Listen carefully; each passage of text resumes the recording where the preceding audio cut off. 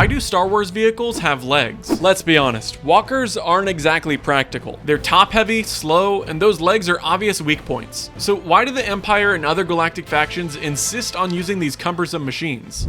Walkers were first introduced in The Empire Strikes Back when the AT-ATs marched into the Battle of Hoth. Their massive size and unique design made them unforgettable, and the special effects were groundbreaking for the time. Concept artist Joe Johnston imagined them as walking tanks, huge, intimidating, and unstoppable. For decades, a popular urban legend claimed that George Lucas got the idea for AT-ATs by watching the giant cranes at the Port of Oakland. While Lucas has debunked that myth, the design undeniably drew inspiration from heavy industrial machinery and agricultural equipment. To make them move, Phil Tippett and the Industrial Light and Magic team turned to stop-motion animation. To give the AT-ATs their grounded, lumbering sense of weight, Tippett spent hours studying the movement of elephants. By translating that slow, deliberate quadruped gait to miniature models, ILM created a sense of scale and physical momentum that CGI still struggles to replicate. Within the Star Wars narrative, walkers trace their origins back to the Clone Wars, a galaxy-wide conflict that saw the introduction of several legged vehicles by the Galactic Republic. Two notable examples are the All-Terrain Recon Transport, ATRT, and the All-Terrain Tactical Enforcer, ATTE. The ATRT was a lightweight, two-legged walker primarily used for reconnaissance missions. Its design allowed for rapid movement across diverse terrains, making it ideal for scouting and quick strikes. The ATTE was a six-legged walker designed for frontline combat. Its robust structure and multiple legs provided stability and the ability to traverse challenging landscapes, including vertical surfaces. You might wonder why galactic armies opted for legged vehicles rather than the more conventional repulsor lift vehicles or ones with treaded tires. After all, hover tanks seem superior on paper, but repulsor lift technology has serious operational limits. First, atmospheric conditions and magnetic interference can render hover engines completely useless. Heavy regional radiation, ion storms, or ground-level defense shields interfere with repulsor lift engine grids. If a hover tank drives into a high-density ion field or under certain ray shielding, its repulsor engines shut down entirely, leaving it stranded. Walkers, relying on purely mechanical physical drive systems, are completely immune to anti-repulsor lift jammers and localized magnetic disruption. Second, walkers excel in extreme rough terrain. A hover tank stays fixed at a set altitude above the ground surface, meaning steep trenches, dense forest floors, boulder fields, or massive pits can cause severe turbulence or block passage altogether. A legged vehicle simply steps over trees, boulders, and debris, anchoring itself firmly to physical ground. After the Clone Wars, the Galactic Empire overhauled its entire military. This shift wasn't just about tactical efficiency, it was dictated by Grand Moff Tarkin's governing philosophy, known as the Tarkin Doctrine. This strategy argued that governing the galaxy required ruling through the fear of force rather than the constant application of force itself. This led directly to the creation of the AT-AT, which built on the ATTE's design but scaled it up into a towering monument of terror. By raising the main transport hull high above the ground, the AT-AT dramatically reduced its vulnerability to landmines, buried explosives, and ground-level infantry attacks. The AT-AT isn't just a tank either. It's a mobile fortress and dropship deployment center. A single AT-AT carries 40 fully equipped stormtroopers and multiple speeder bikes directly into hostile drop zones, shielding troops from enemy fire until the moment of deployment. While the AT-AT represented the Empire's heavy assault capabilities, the All-Terrain Scout Transport, ATST, served as a lighter, more agile counterpart. This bipedal walker was intended for reconnaissance, perimeter security, and infantry support roles. However, its design had notable flaws. The two-legged design made the ATST susceptible to severe balance problems, especially when navigating dense, uneven terrain like thick forests. Its lighter armor also rendered it vulnerable to concentrated heavy weapons fire and, as the Empire learned the hard way, primitive inertia-based traps. The Empire and the Republic weren't the only factions experimenting with legged vehicles, though. During the Clone Wars, the Separatist droid army utilized vehicles like the OG-9 homing spider droid, featuring elongated, stilt-like legs designed to wade through deep marshland and cross wide gaps while maintaining a stable firing platform from above. Later, during the Galactic Civil War, the Empire introduced specialized variants like the AT-ACT, the all-terrain armored cargo transport seen during the Battle of Scarif. Designed specifically for hauling heavy construction materials rather than pure frontline assault, the AT-ACT featured longer, less heavily armored legs and dedicated cargo bays, proving that walker technology adapted across both combat and industrial logistics. Contrast this with giant wheeled transports like the Clone Wars HAVW A6 Juggernaut or the Turbo Tank. While wheels provided raw speed, their massive turning radius and vulnerability to mud, lava, and deep trenches led Imperial engineers to phase them out in favor of walking platforms. Despite their terrifying presence, walkers had several significant engineering flaws flaws that their enemies constantly exploited. The Battle of Hoth revealed the AT-AT's ultimate structural flaw, its high center of gravity and reliant leg mechanics. Recognizing that conventional laser cannons couldn't penetrate the heavy armor plating, Luke Skywalker deployed magnetic tow cables around the walker's legs. By tangling the mechanical limbs, the rogue squadron pilots used the walker's own massive weight and momentum against it, bringing the giant crashing down. On Endor, the flaws of the lighter AT-ST were put on full display. Operating in a dense jungle environment, the bipedal scout walkers lacked lateral stability. The native Ewoks exploited this using simple physical traps, rolling heavy tree logs under the walkers' feet to destroy their balance, and swinging giant trunks into the sides of the cabin to crush the light armor plating. Decades later, the First Order studied the historical combat logs of the Galactic Empire and set out to fix the glaring vulnerabilities of classic walker designs. This led to the creation of the all-terrain Mega Caliber 6, or AT-M6, deployed during the Battle of Crate. The AT-M6 swapped out the straight leg design of the original AT-AT for heavily armored digitigrade front legs. These curved gorilla-like limbs lower the vehicle's center of gravity and feature cable cutters and heavy plating to prevent tow cable entanglement. Mounting a massive Mega Caliber 6 turbo laser on its back, the walker acts as a mobile artillery installation with unmatched range and field of fire. Lastly, the articulated front joints allow the AT-M6 to dig its forward legs deep into salt, mud, or snow, providing a rock-solid foundation that absorbs the massive recoil of its back-mounted cannon.